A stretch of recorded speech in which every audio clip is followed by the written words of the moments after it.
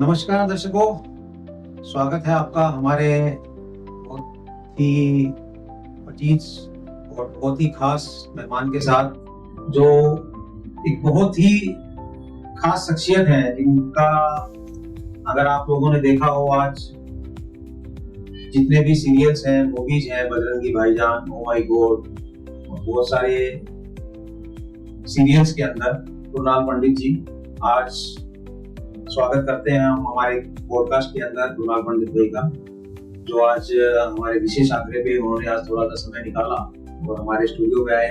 तो पहले तो तहे दिल से आपका बहुत बहुत शुक्रिया कुणाल भाई। Thank you. तो आज हम जानेंगे कुणाल भाई से कि उन्होंने लाइफ में बहुत भिन्न तरीके के कला की है, सीरियल्स में, मूवीज में।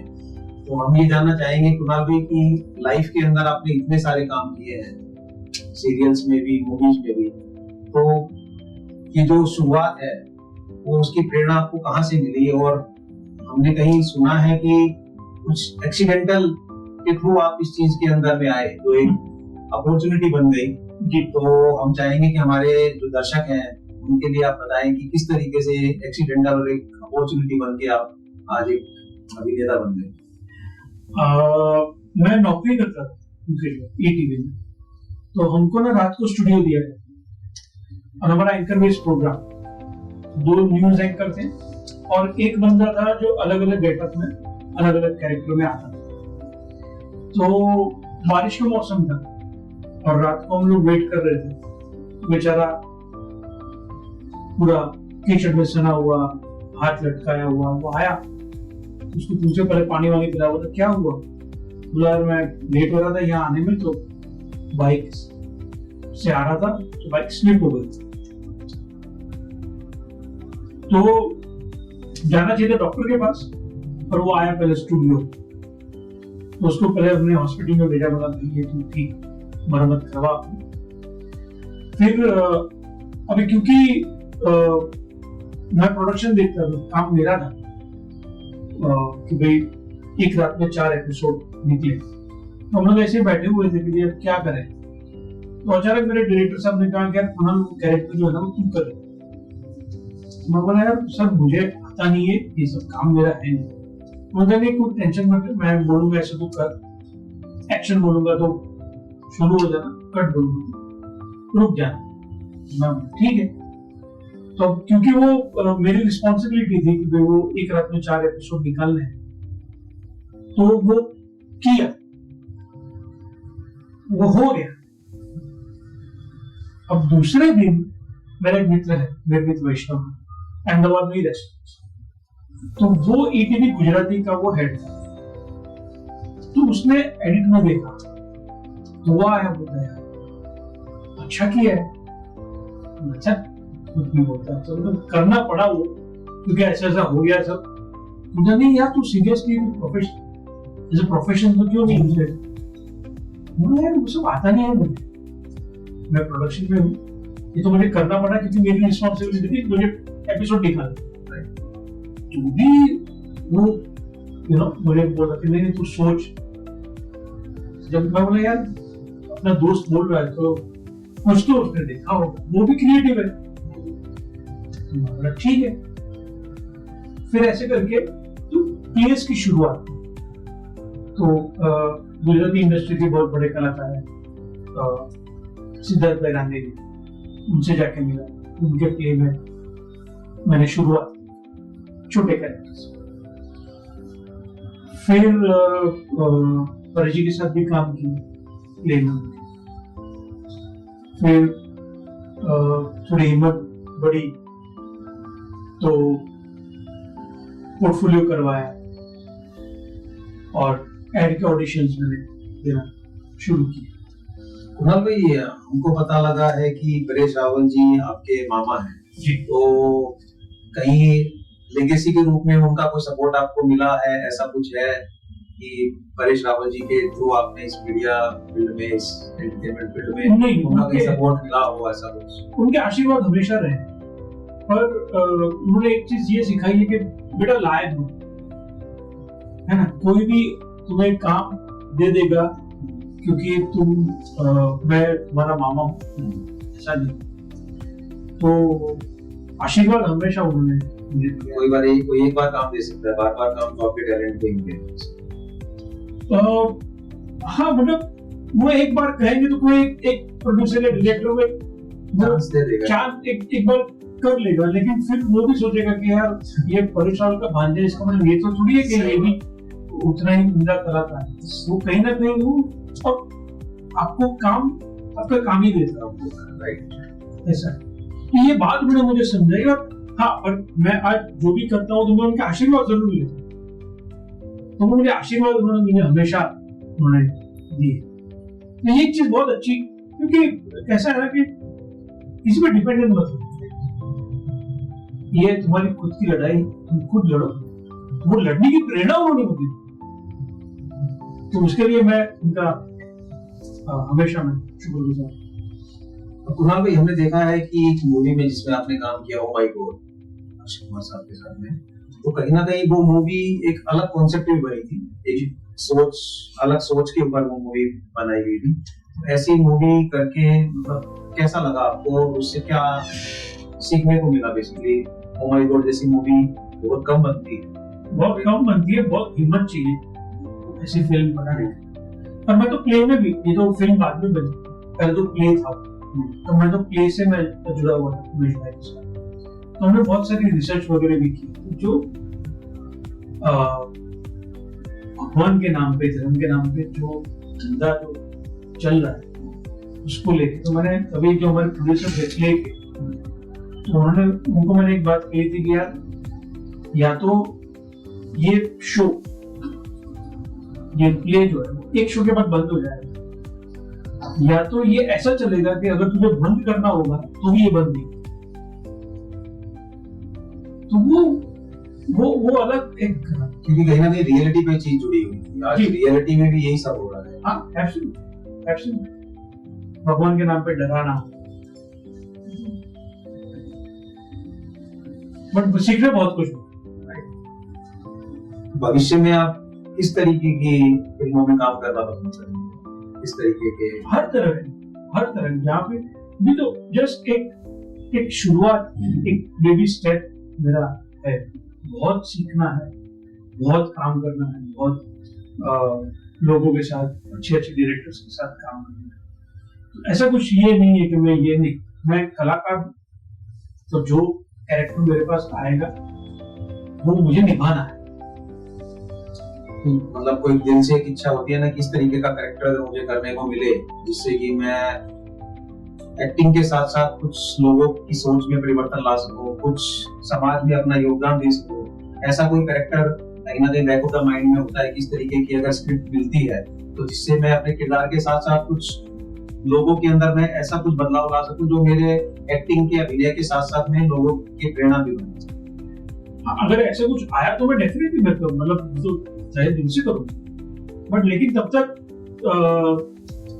वो ऐसा कुछ मैं कर पाऊँ, वो उसके पहले मैं काबिल तो मैं बनूं।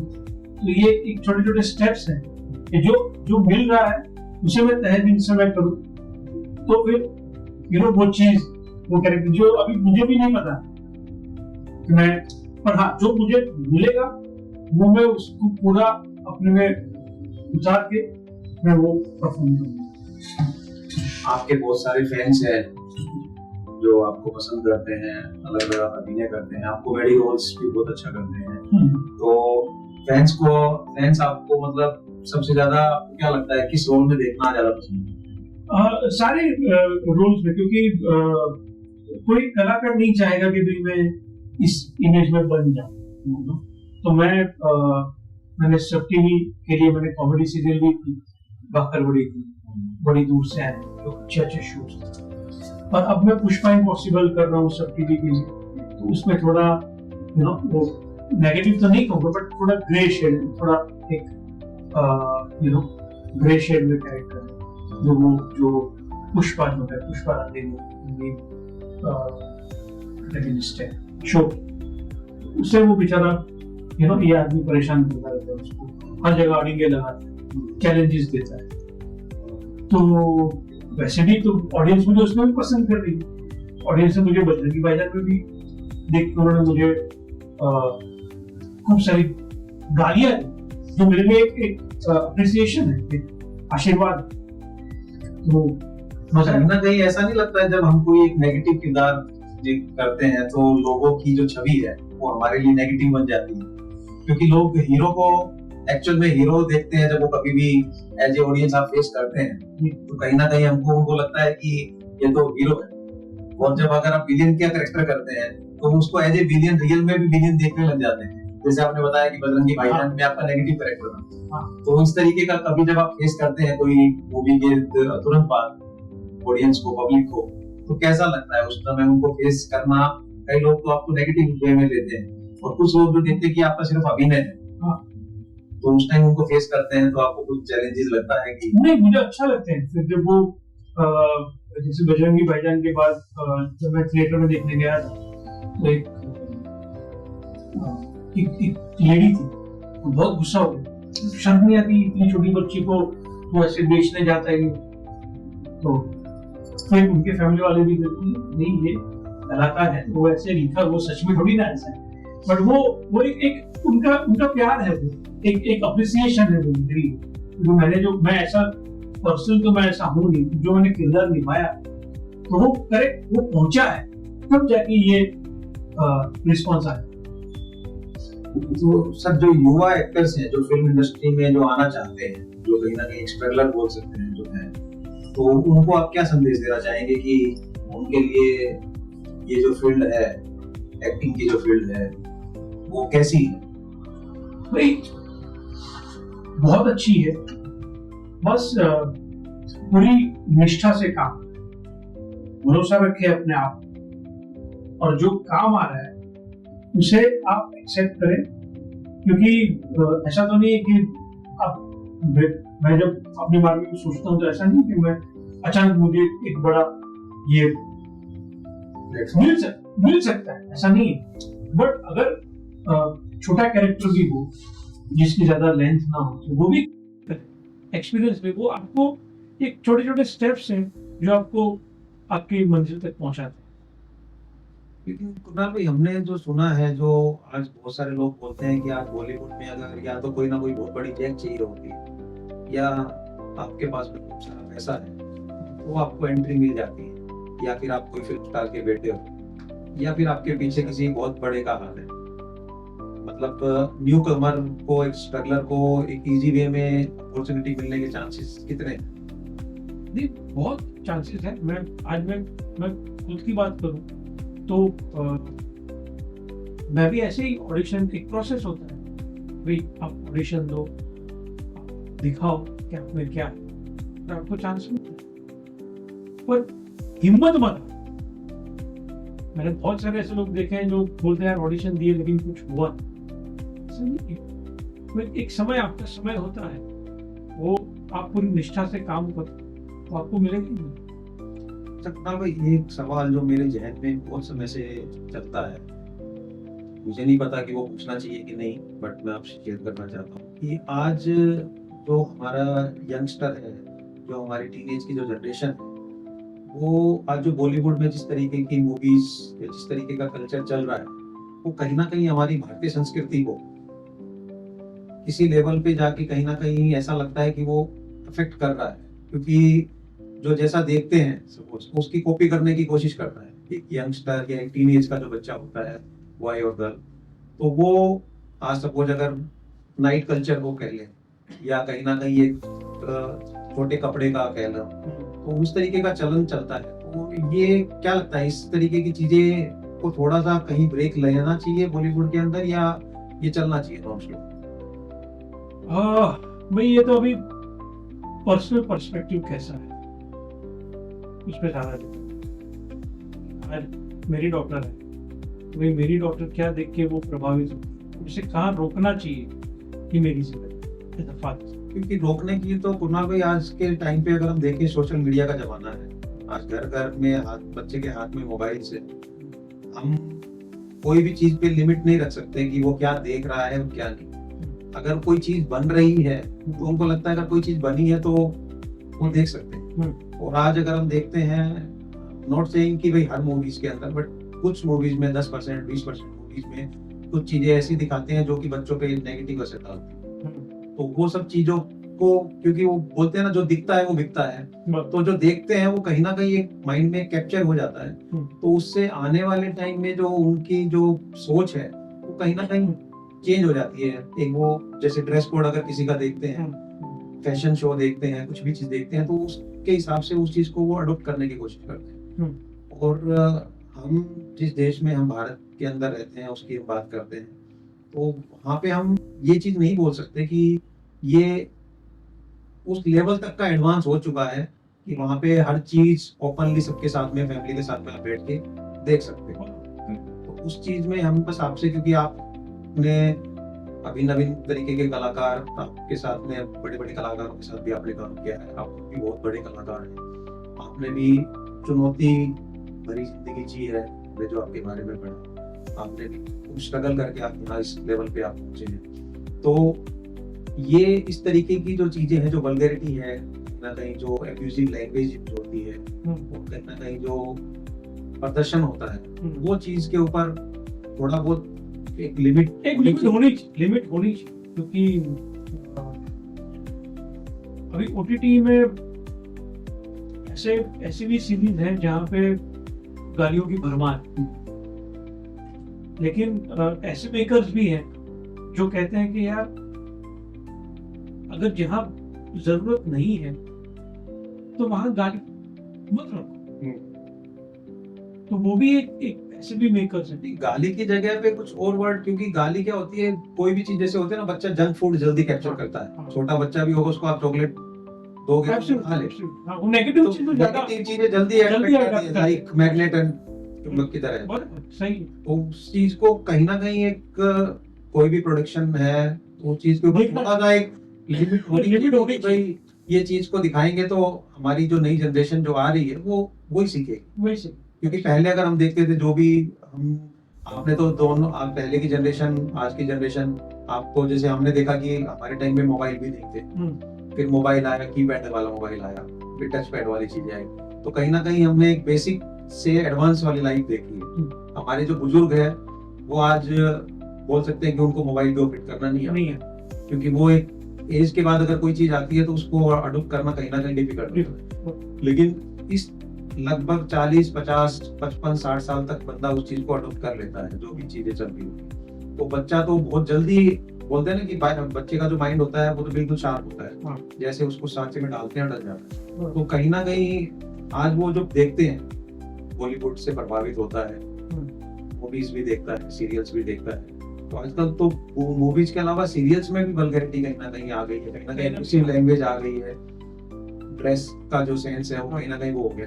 हम इस चीज को कोई खोज नहीं कर रहे हैं, बट हमें जाने की एक लिमिट होनी चाहिए, बिल्कुल। तो उससे थोड़ा सा हमारी जो जनता है, जो हमारे जो ऑडियंस है, जो हमारे बच्चे हैं, जो नई जनरेशन है, वो उनके ऊपर एक मैं कहूँगा कि पेरेंट को डिसाइड, आज कैसा हो जाता है कि समय नहीं है पेरेंट्स के पास, बच्चा रो रहा है तो उसको मोबाइल राइट, ये गलत है। तो सब शुरू यहाँ से हो, फिर जब वो और 2-4 साल 5 साल बड़ा होगा तो आप बोलोगे कि मोबाइल यूज मत कर, तो गलत है।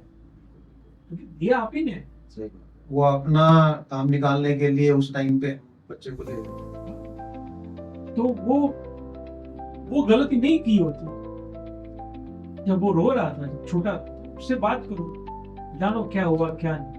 सबसे मेन जो हम देख रहे हैं कहीं ना कहीं समय का अभाव है, क्योंकि पहले ज्वाइंट फैमिली होती थी, अब न्यूक्लियर फैमिली, कहीं ना कहीं उसमें भी माँ बाप के पास टाइम नहीं है बच्चों के, क्योंकि न्यूक्लियर में माँ भी वर्किंग है, बाप भी वर्किंग है, कहीं ना कहीं तो बच्चे को एक तरीके से टाइम नहीं है तो मोबाइल के सारे छोड़। तो इसीलिए कहीं ना कहीं आज अगर हम देखते हैं स्क्रीन टाइम जो है बहुत बढ़ गया है बच्चों, इधर मोबाइल का स्क्रीन टाइम हो या टीवी का हो। अभी तो स्कूल में भी स्मार्ट बोर्ड आ गया, वो एक टाइम का स्क्रीन टाइम। आप हमारे चैनल के माध्यम से दर्शकों को क्या संदेश देना चाहेंगे कि भाई उनके लिए प्रेरणा बने, और हो सकता है कि आपकी आवाज को सुन के कुछ लोगों के भविष्य चेंज हो जाए, और कुछ अपने माइंडसेट को चेंज करें कि कहीं ना कहीं एक दिन family day kind of thing ऐसा कुछ इनिशिएट करें, उस दिन कोई स्क्रीन हाथ में नहीं हो, ना इधर मोबाइल की ना इधर टीवी की। एक दिन ऐसा करना होना चाहिए, मेरी अपना पर्सपेक्टिव है कि जिस दिन सब मोबाइल, सब काइंड ऑफ एक सिंगल एक फोन जो इमरजेंसी के लिए अपने खास खास अपने फैमिली मेंबर्स को देके रखें और बाकी सब बंद कर दिए जाएं, बाकी और बोर्ड सिर्फ और सिर्फ फैमिली के साथ जी टाइम स्पेंड टाइम स्पेंड करें, बाहर जाएं, गार्डन में जाएं, खेलें, अच्छी रेस्टोरेंट में खाना खाएं, अच्छी बुक लेके बैठें, क्योंकि आजकल तो अभी तो बुक्स भी मोबाइल पे आ गई। पे तो वो जो एक फिजिकल टच जो था बुक का, वो भी कहीं ना कहीं खत्म हो शॉपिंग करने जाएंगे साथ में, गया। हाँ, क्योंकि आज तो ऑनलाइन शॉपिंग का जमाना हो गया, तो लोग उसको शॉपिंग को भी ऑनलाइन करते हैं, हाँ। जबकि अगर आप शॉपिंग पे जाते हैं तो कहीं ना कहीं स्ट्रेस रिलीज होता है, क्योंकि फिजिकल अगर आप कहीं जा रहे हैं। बट अगर साथ में रह रहे हैं तो ये भी एक अच्छा एक ऑप्शन है शॉपिंग में, सही बात है। एटलीस्ट जितना स्क्रीन से हो सके उतना। और सोशल मीडिया में तो पूरा माहौल, मतलब बच्चे डिप्रेशन में आ जाते हैं। इंस्टाग्राम पे लाइक नहीं मिली, एक बार 5,000 10,000 लाइक मिल गई, और दूसरी एक रील पे या उनके फोटो पे या वीडियो पे अगर लाइक नहीं मिली तो वो 4 दिन खाना नहीं खाते, डिप्रेशन में आ जाते। तो वो लगाओ थप्पड़, ये जीवन थोड़ी। तुम्हारे वो दोस्त जिसको तुम जानते नहीं हो, मिले नहीं, उसके लाइक्स इतने इंपॉर्टेंट हो गए। फेसबुक पे लाखों फ्रेंड्स हैं और रियल लाइफ में कोई रियल लाइफ में तुम्हारे माँ बाप जो तुमसे इतना प्यार करते, तुम्हारे भाई बहन जो तुमसे इतना प्यार करते, वो मायने नहीं। तो कहीं ना कहीं ये बहुत गलत है। मतलब मैं भी इंस्टाग्राम पे था, 7,000 फॉलोअर पे, अचानक एक दिन मेरा अकाउंट हैक हो गया। ठीक है, तो वो एक्सेप्ट कर लिया। आजकल के बच्चों में एक्सेप्टेंस नहीं, तो जहाँ एक्सेप्टेंस आ जाए, बड़ा सिंपल मैं कहता हूँ कि जब प्रभु श्री राम का राज्याभिषेक होने वाला था, तो तब तक तो उनको ऐसे था कि चलो कल मैं राजा बनूंगा। जब दूसरे दिन की सुबह हुई, तो जब दशरथ जी ने उन्हें बुलाया, तो उन्होंने कहा सीता जी से कि भाई पिताजी ने बुलाया है, तो क्या कैसे राज्याभिषेक का क्या है, वो कुछ होगा, मैं जान के आता हूँ। और वहां जाके पता चलता है कि अच्छा ये तो 14 साल का बदमाश। तो वो थोड़ी ऐसे सर पकड़ के बैठ गया राम के, अरे यार अब साला क्या करेंगे, तो मुझे तो राजा बनना था, अब बदमाश नहीं। तो उन्होंने एक्सेप्ट किया, he said okay so B it, बनवास जाना ओके। तो जब ये एक्सेप्टेंस आ जाता है, तो बहुत सारी जो डिफिकल्टीज जो अपन बोलते हैं भाई यार दुखों का पहाड़ है, कुछ दुखों का पहाड़ नहीं, एक्सेप्ट करो और जीना, जियो तो मस्त रहो। तो मेंटल हेल्थ, आजकल मेंटल हेल्थ बहुत जरूरी है, क्योंकि सेल्फ लव नहीं, खुद की तारीफ करो, इसकी जरूरत ही नहीं है। हमारे माँ बाप के टाइम ये था क्या, कितने सुखी थे, लैंडलाइन होता कितने हेल्दी थे। अरे लैंडलाइन भी नहीं थी एक जमाने में, तो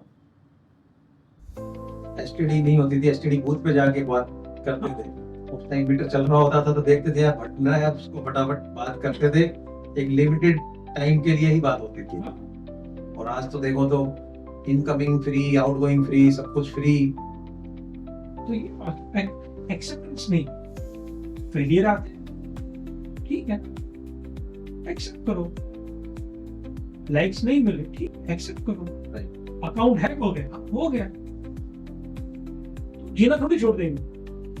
किस तरीके से आज आप हमारे चैनल के माध्यम से दर्शकों को संदेश दीजिए कि किस तरीके से इन चीजों से थोड़ा सा वो दूर रहे, और असली जो उनके गुरु हैं, उनके जो सच्चे दोस्त हैं, कहीं ना कहीं अच्छा पढ़े, माँ बाप अच्छा पढ़े, माँ बाप के साथ बैठे, कुछ कहीं ये नहीं है उनसे बातें करें।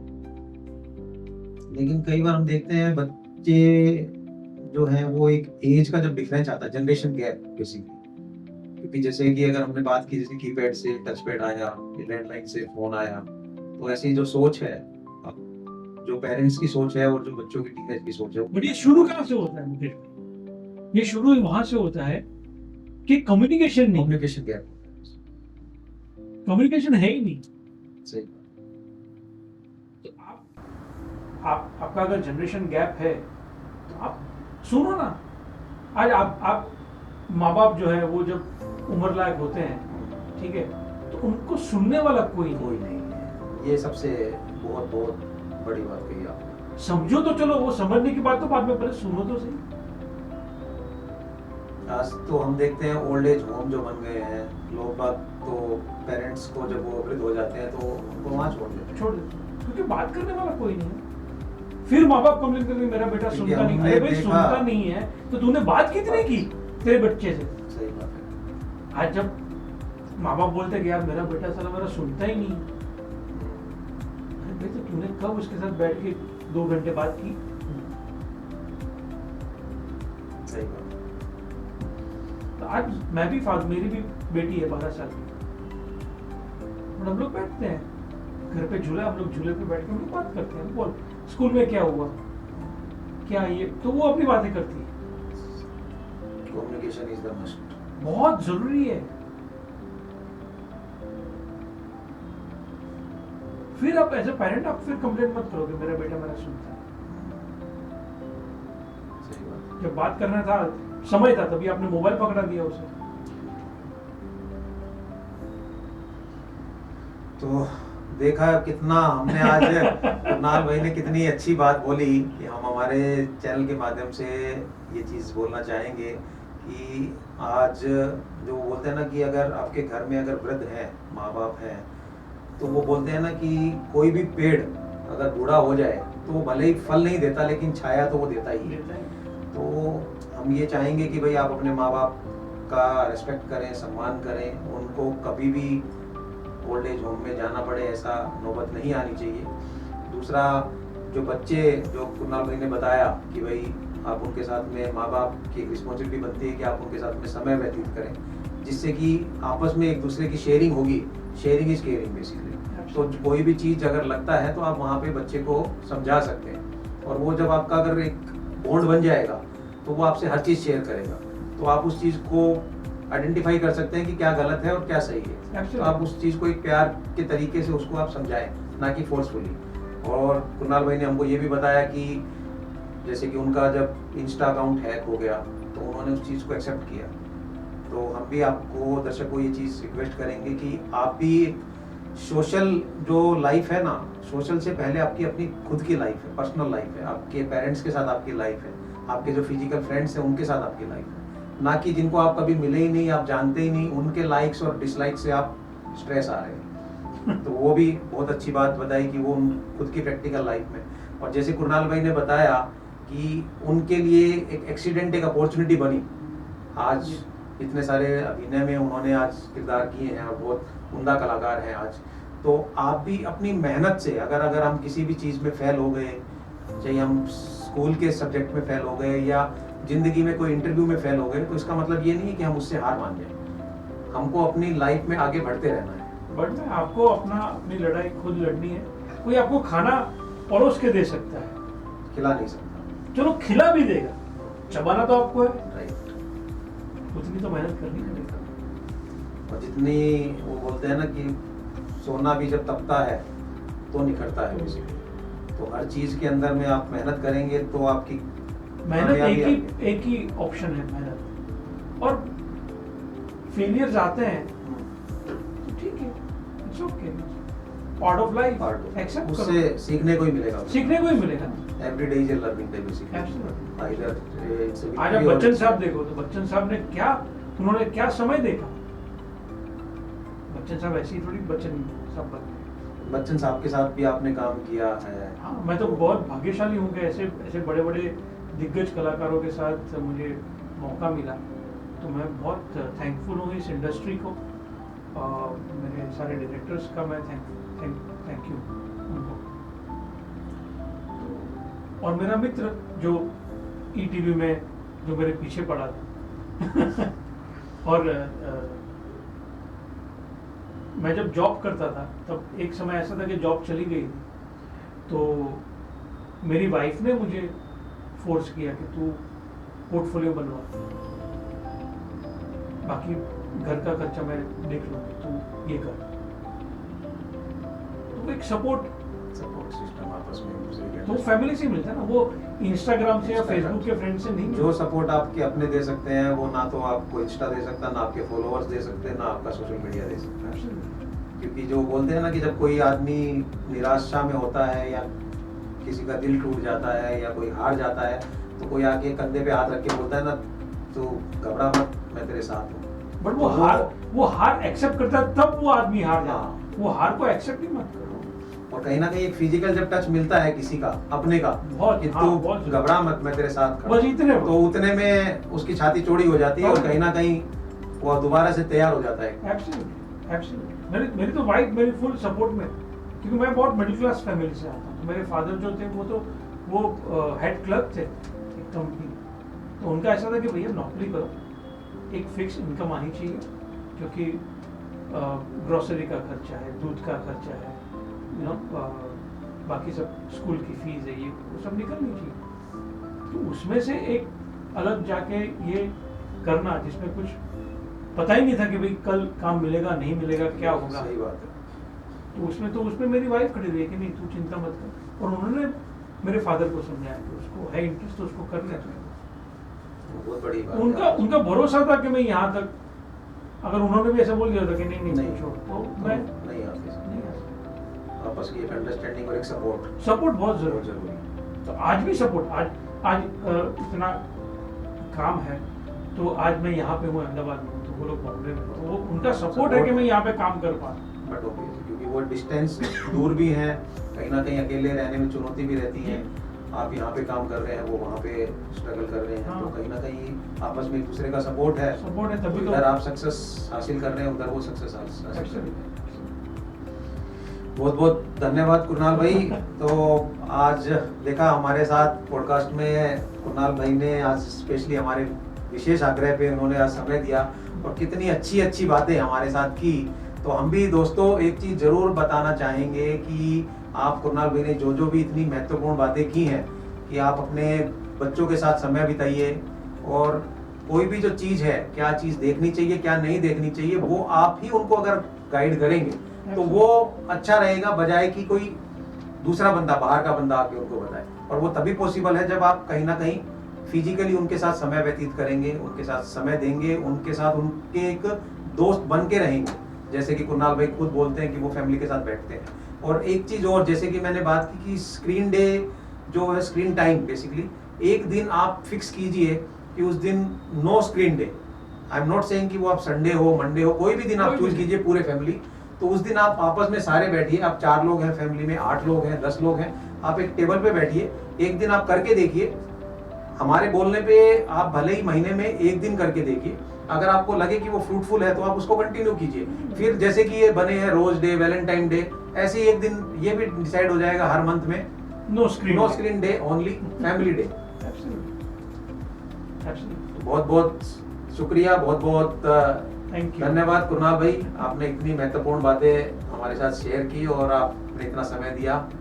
थैंक यू मुकेश भाई, आपने मुझे बहुत यहाँ उज्जवल पे भविष्य की आमंत्रित कामना किया। करते हैं और आशा करते हैं कि आपको आपकी बुलंदियों को छुएं और खूब ऊंची तरक्की करें, तब हम फिर आपसे दोबारा आपसे मिलने का मौका मिले। श्योर, थैंक बहुत यू, बहुत धन्यवाद। Thank you. Thank you.